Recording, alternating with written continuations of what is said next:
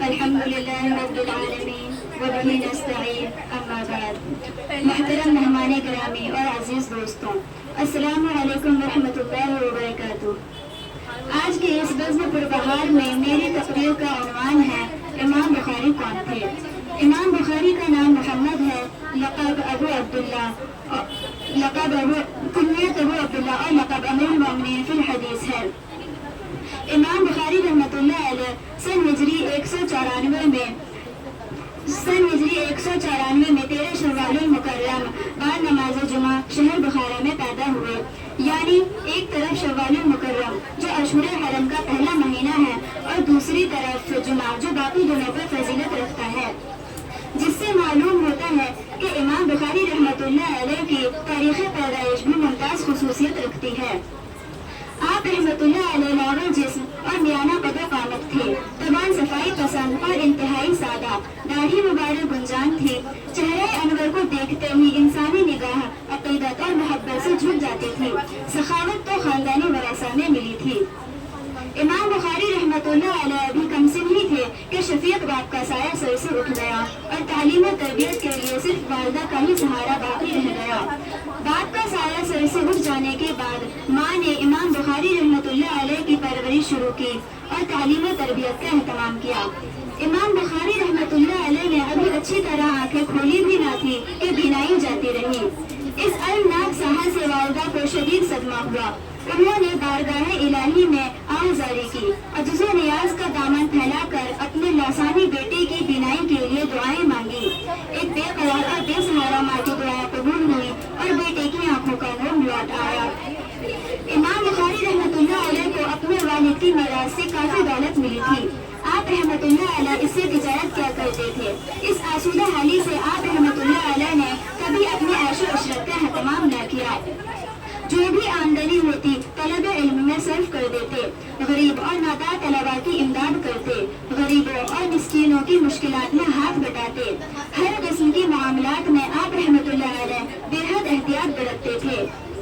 حضرت براقہ رحمۃ اللہ علیہ فرماتے ہیں کہ امام بخاری بہت کم خوراک لیا کرتے تھے، طالب علموں کے ساتھ احسان کیا کرتے اور نہایت ہی سخی تھے۔ ایک مرتبہ امام بخاری رحمۃ اللہ علیہ بیمار ہوئے۔ ان کا پاورا طبیبوں کو چیک کرایا گیا تو انہوں نے کہا، یہ پاورا تو اس شخص کا ہے جس نے کبھی سالن نہ کھایا ہو۔ پھر امام بخاری نے ان کی تصدیق کی اور کہا کہ میں نے 40 سال تک سالن نہیں کھایا، یعنی روکھی روٹی پر قناعت کی۔ طبیبوں نے کہا کہ اب آپ کی بیماری کا علاج یہ ہے کہ آپ سالن کھایا کریں۔ امام بخاری نے قبول نہ فرمایا، بڑے اصرار سے یہ قبول کیا کہ روٹی کے ساتھ کچھ کھجوریں کھا لیا کریں گے۔ محمد بن منصور فرماتے ہیں کہ ہم ابو عبداللہ بخاری کی مجلس میں تھے۔ ایک شخص نے آپ رحمۃ اللہ علیہ کی داڑھی سے کچھ کچڑا نکال کر زمین پر ڈال دیا۔ جب آپ رحمۃ اللہ علیہ نے اس سے لوگوں کو غافل پایا تو اس کو اٹھا کر اپنی جیب میں رکھ لیا اور جب مسجد سے باہر نکلے تو اسے پھینک دیا۔ گویا کہ مسجد کا اتنا احترام تھا۔ خواتین و حضرات، آئیے امام بخاری کے حافظہ کے بارے میں جانیں۔ امام بخاری رحمۃ اللہ علیہ کو اللہ تعالیٰ نے غیر معمولی حافظہ اور ذہن عطا کیا تھا۔ ایک مرتبہ بغداد آئے، محدثین جمع ہوئے اور آپ رحمۃ اللہ علیہ کا امتحان لینا چاہا۔ امتحان کی ترتیب یہ رکھی کہ 10 آدمیوں نے 10 حدیثیں لے کر ان کے سامنے پیش کی۔ ان احادیث کے متن اور سندوں کو بدلا گیا۔ متن ایک حدیث کی اور سند دوسری حدیث کی لگا دی گئی۔ امام بخاری حدیث کو سنتے اور کہتے، مجھے اس حدیث کے بارے میں علم نہیں۔ جب سارے محدثین سنا چکے اور ہر ایک کے جواب میں امام صاحب نے یہ کہا کہ مجھے اس کا علم نہیں، تو سارے لوگ ان سے بہت بدظن ہوئے اور کہنے لگے کہ یہ کیسے امام ہے کہ 100 احادیث میں سے چند حدیثیں بھی نہیں جانتے۔ امام بخاری رحمۃ اللہ علیہ پہلے شخص سے مخاطب ہو کر کہنے لگے کہ تم نے پہلی حدیث اس طرح سنائی تھی جبکہ صحیح حدیث یہ ہے، اور پھر امام بخاری نے انہیں صحیح حدیث سنائی۔ پھر فرمایا کہ تم نے دوسری حدیث اس طرح سنائی تھی جبکہ صحیح حدیث یہ ہے، پھر امام صاحب نے انہیں صحیح حدیث سنائی۔ مختصر یہ کہ امام بخاری نے 10 کے 10 آدمیوں کی مکمل حدیثیں پہلے تو ان کے رد و بدل کے ساتھ سنائی اور پھر صحیح اسناد کے ساتھ سنائی۔ مجلس میں امام صاحب کی اس طرح حدیثوں کی صحت پر پورا مجمع حیران اور خاموش تھا۔ علامہ ابن بات کا نہیں کہ انہوں نے غلط حدیثوں کی تصحیح کی، کیونکہ وہ تو تھے ہی حافظ حدیث۔ تعجب تو اس کرشمے پر ہے کہ امام بخاری نے ایک ہی دفعہ میں ان کی بیان کرتا ترتیب کے مطابق وہ تمام تبدیل شدہ حدیثیں بھی یاد کر لیں۔ سامعین و حضرات، آئیے امام بخاری کا ایک مشہور واقعہ پیش کرتے ہیں۔ حافظ ابن حجر سے منقول ہے کہ امام بخاری کو ایک مرتبہ دریا کا سفر پیش آیا۔ امام صاحب 1000 اشرفیہ لے کر بحری جہاز میں سوار ہوئے۔ ایک شخص نے عقیدت مندی کا اظہار کیا اور اتنی نیاز مندی ظاہر کی کہ امام صاحب کو اس پر اعتماد ہو گیا۔ اپنے پورے حالات اسے بتا دیے اور یہ بھی بتا دیا کہ میرے پاس 1000 اشرفیہ ہیں۔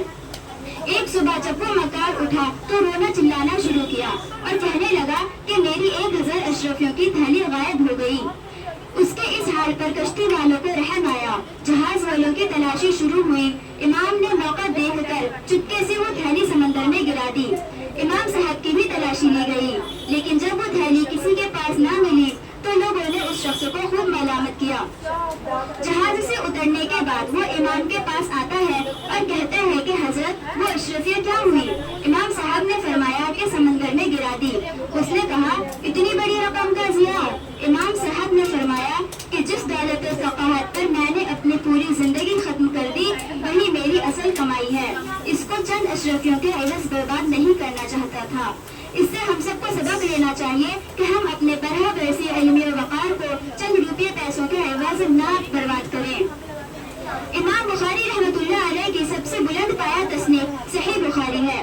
آپ رحمۃ اللہ علیہ نے بخاری کی ترتیب و تالیف میں صرف علمیت، ذکاوت اور حفظ ہی کا زور خرچ نہیں کیا، بلکہ خلوص، دیانت، تقویٰ اور طہارت کے بھی آخری مرحلے ختم کر ڈالے، اور اس شان سے ترتیب و تدوین کا آغاز کیا کہ جب ایک حدیث لکھنی ہوتی تو پہلے غسل کرتے، 2 رکعت نماز استخارہ پڑھتے، بارگاہ رب العزت میں سجدہ ریز ہوتے اور اس کے بعد ایک حدیث تحریر فرماتے۔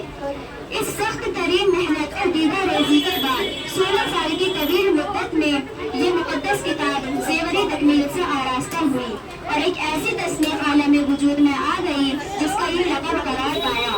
اصح الکتب بعد کتاب اللہ، یعنی اللہ تعالیٰ کی کتاب قرآن مجید کے بعد سب سے زیادہ صحیح کتاب ہے۔ امت کے ہزاروں محدثین نے سخت سے سخت کسوٹی پر کسا، پرکھا اور جانچا، مگر جو لقب اس مقدس تصنیف کے لیے من جانب اللہ مقدر ہو چکا تھا وہ پتھر کی کبھی نہ مٹنے والی لکیریں بن گئی۔ اللہ تعالی ہم سب کو اس مقدس کتاب کو پڑھنے، سمجھنے اور اس پر عمل کی توفیق عطا فرمائے۔ آمین وآخر دعوانا الحمدللہ رب العالمین۔